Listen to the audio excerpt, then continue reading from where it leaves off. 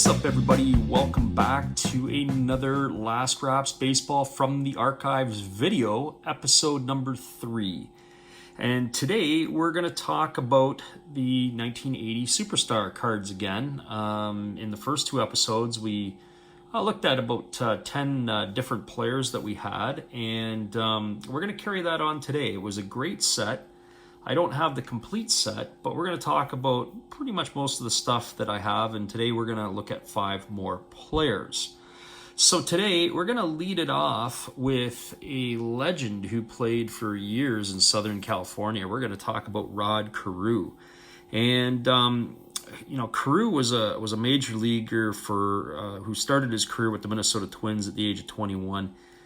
He spent 19 seasons at the big league level, and in that time he was an 18-time All-Star. Carew had a .328 batting average and 3,553 hits that he ended with. But today I want to share an interesting story about Rod Carew. In 2015, he suffered a major heart attack. He was golfing, and basically he was told he needed a new heart. And in 2016, there was a donor who matched the exact blood type as Carew. And Carew received a new heart as well as a new kidney, which he was waiting for in the first place. So the interesting part is that Carew received the organs from a former NFL football player who suffered a brain aneurysm named Conrad Royland. So anyway, the story is that in 2017, the American Heart Association revealed the story about how the families of the NFL player and the Baseball Hall of Famer were united.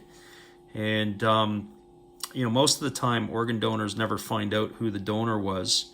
And even still, there are some rules that are in place that you have to wait a year to find out who the donor was. And I think that's usually done because they don't want, the grieving family still grieving. They want a little bit of time to heal before they maybe reveal who that person was.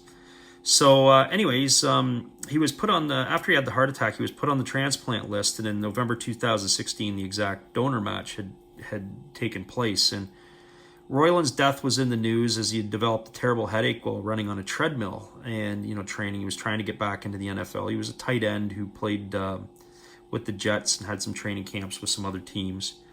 And anyways, a few weeks later, he had brain surgery and never regained consciousness. But before Royland had passed, doctors took his heart, his kidneys, and his liver. And of course, Carew was a match and got 2 of those items. So almost immediately, friends in the Carews wondered if it had come from Royland. And, the doctors told Carew's wife that the heart had come from a 29-year-old man. And then Royland's mother was told that it went to a 71-year-old man. So, what are the odds in Southern California? You've got this exact match.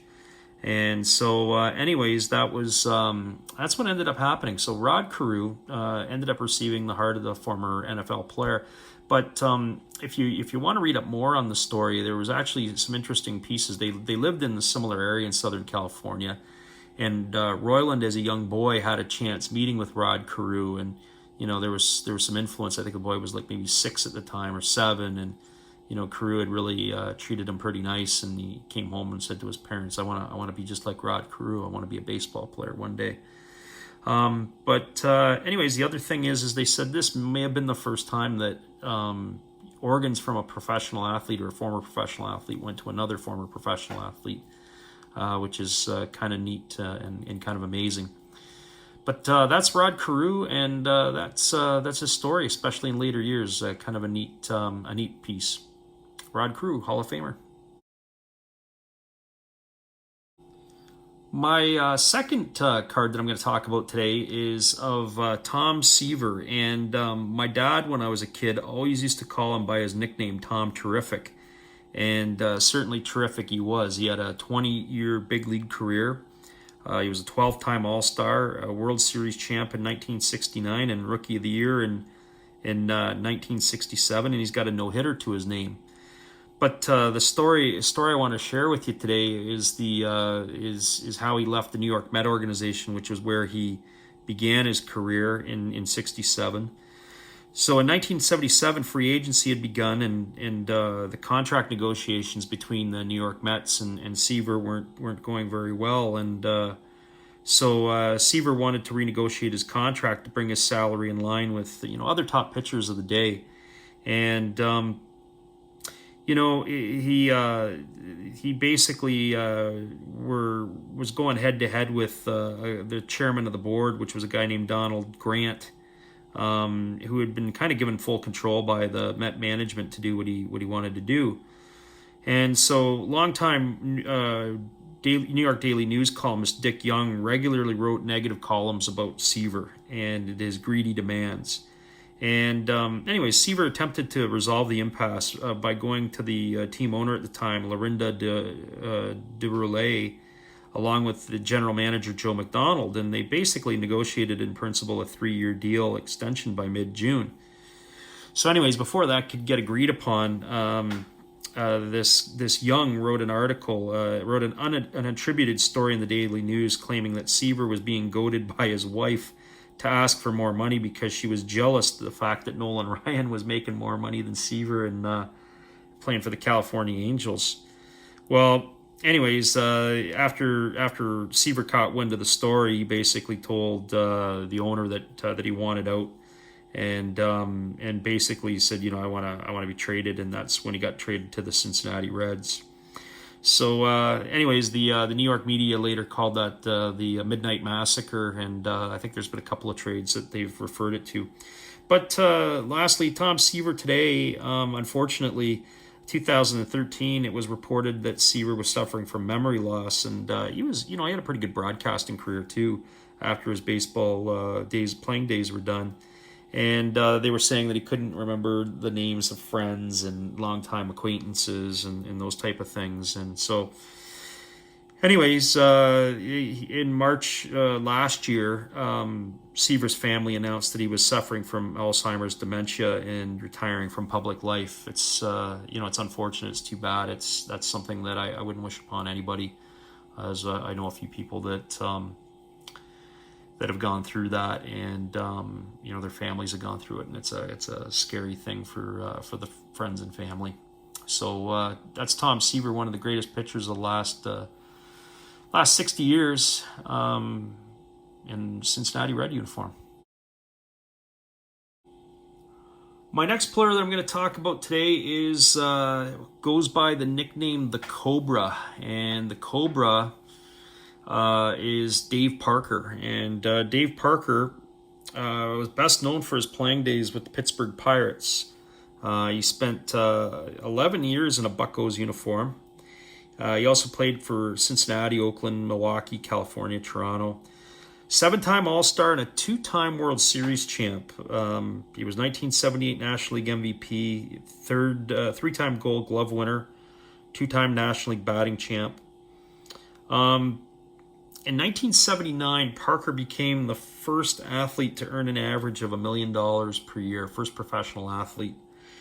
And, just some other interesting stories about Parker. He grew up in Cincinnati, and, the Reds would have been all over him. He actually was a 14th round pick of the Pirates in his draft year. And he actually injured his knee in a high school football game, and when the Pirates took him in the 14th round, apparently scouts from the Reds were laughing at the Pirate management for taking him, because they thought he was finished. They thought that knee was unlike today where a guy can get a quick surgery. They thought the knee was done. But why is he not a Hall of Famer? Well, probably because he was maybe the central figure of the Pittsburgh drug trials, the cocaine scandal. And, he had a phenomenal career. He posted some big-time numbers. But, even Parker acknowledged and said that's probably why he's not in the Hall. And unfortunately, another fella here who's had some health issues later in life. 2012, he was diagnosed with Parkinson's disease.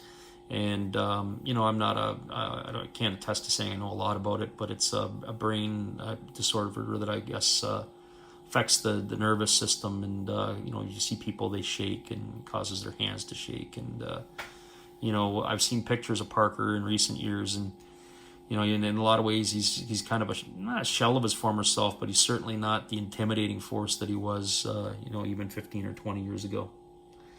But anyways, this is Dave Parker, the Cobra, and former Pittsburgh Pirate.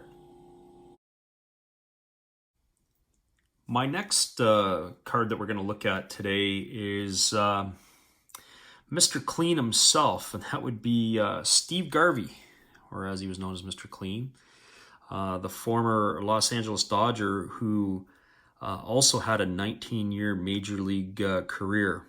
Garvey played his entire career in Southern California with the Dodgers, and then he moved over to the Padres. He was a 10-time All-Star, a World Series champ, 1974 National League MVP, and 4-time Gold Glove winner, Roberto Clemente Award winner. Stellar career. He was a first-round pick in 1968 in the June draft, and it was kind of cool. So, but Garvey's going to be my trivia question. I'm going to have the trivia question set up here, and the first person who can answer the trivia question on Steve Garvey and or related to Steve Garvey and post it in the comments section. Then I'll connect with you, and I'll send you out. I got some prizes, a little bit of a mailbag. We'd be happy to send off to you. So the trivia question is in 1974, Steve Garvey became the second player to start an All-Star game as a write-in vote.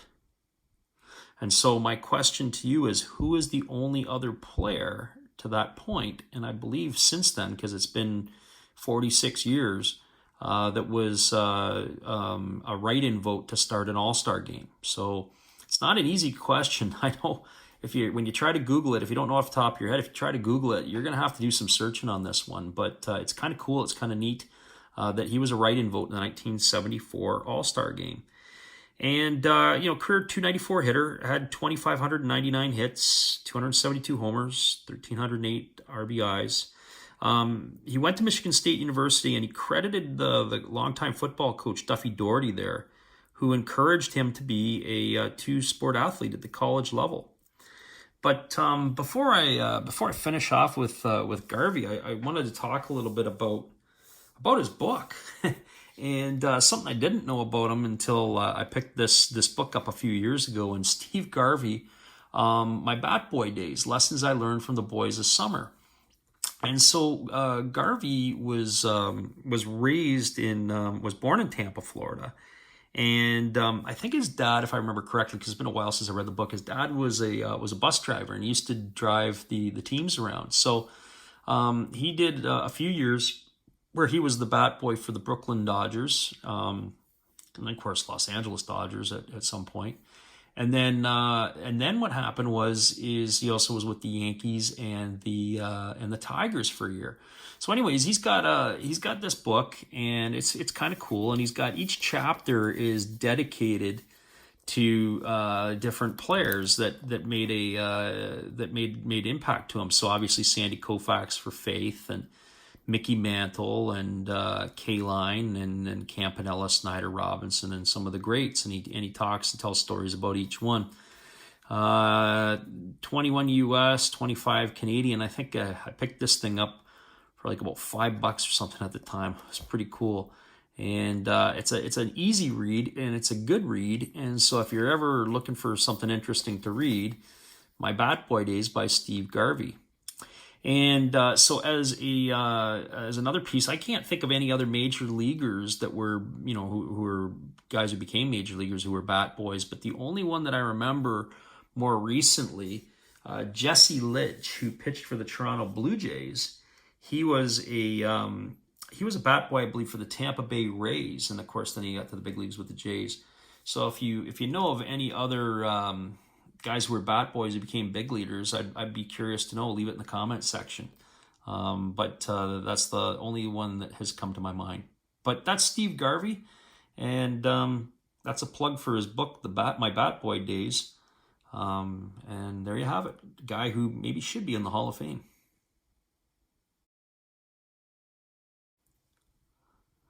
There's an old saying that says, we've left the best for last, and in this particular case, I have to say that this is the case. And we're going to feature Nolan Ryan as our last one here. And, we could probably spend a whole session on Nolan Ryan. And in fact, we kind of did. We opened up some cards from the Texas Express packs from Pacific in one of our other videos. But I'm going to talk a little bit about Nolan Ryan, and we got some other cards we can flip through here. But Nolan Ryan, his career lasted a record-tying 27 seasons. That's unbelievable. 27 major league seasons. And when he retired, he had 324 wins and a record 7 no-hitters that still stands and 5,714 strikeouts. That's unbelievable. He began his career with the Mets organization in the mid-'60s and then helped them win the World Series in '69. But it wasn't until his trade to the California Angels in the after the '71 season he began rewriting record books. And with his first year in California, he won 19 games, struck out over 300 batters, 329. And then the next season, he set new modern single-season mark. He struck out 383 batters and threw the first 2 no-hitters of his career. And so he just went to a whole other level. Things about Ryan that I remember as a kid, they used to talk about how his workouts were legendary. He used to work out. He was one of those guys who liked to do the weights, and he'd go into the weight room and especially in the lower half, really get strong and get stronger. From 72 to 77, Ryan averaged 19 wins a year and 322 strikeouts per year, despite in 1975 he had an arm injury that limited him only to 198 innings pitched. Man, 198 innings pitched in today's baseball, you're probably a number 2 or 3 starter on an average club. Anyways, in '79, Ryan won 16 games and helped the Angels win the American League West title for the first time in their franchise history. After he left the Angels, he signed with the Texas Rangers, going back to his home state, he was with the Astros, and then he signed with the Astros, and then he went over to the Texas Rangers, and he stayed in his home state. And the impressive part about Ryan was he was able to maintain a power fastball well into his 40s. I mean, I don't know about most people that were watching these videos, but if you're still pumping 90 miles an hour in your mid 40s, that's an unbelievable feat. And so, he fired his 6th no-hitter in 1990, and then a 7th one a year later at the age of 44. And then he packed it in after the 1993 season with 8 All-Star Game selections and 773 starts, second only time to Cy Young. Elected to the Hall in '99, no-brainer there.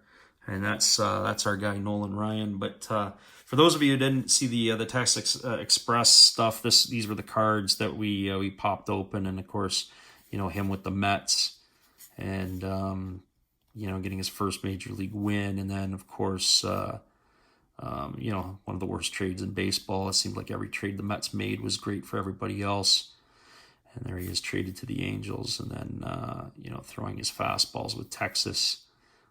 His first no-hitter with the Angels. But then there's one picture there. That's the famous, his leg kick. He's got his leg up, his knees almost to his chin. And then, of course, him and Frank Tanana in the dugout, who was at one point in his career was a flame-throwing left-hander, old Frank Tanana, and then he learned to become a finesse pitcher. But, we can go on and look at all this stuff for hours. But, man, there it is, Nolan Ryan. One of the greatest, arguably the greatest that ever lived as a pitcher to play this game. I'd like to thank everybody again for taking the time to watch our video. If you like what you saw, please give us a thumbs up and drop us a note in the comments section. Let us know your thoughts. And if you're new here, be here to, and you want to hear and see another video of ours again, be sure to hit the subscribe button and click the bell so you can get a notification. It'll tell you when we're back on again. But thanks again for stopping by, everybody. This has been another Last Raps Baseball video production. Have a great day.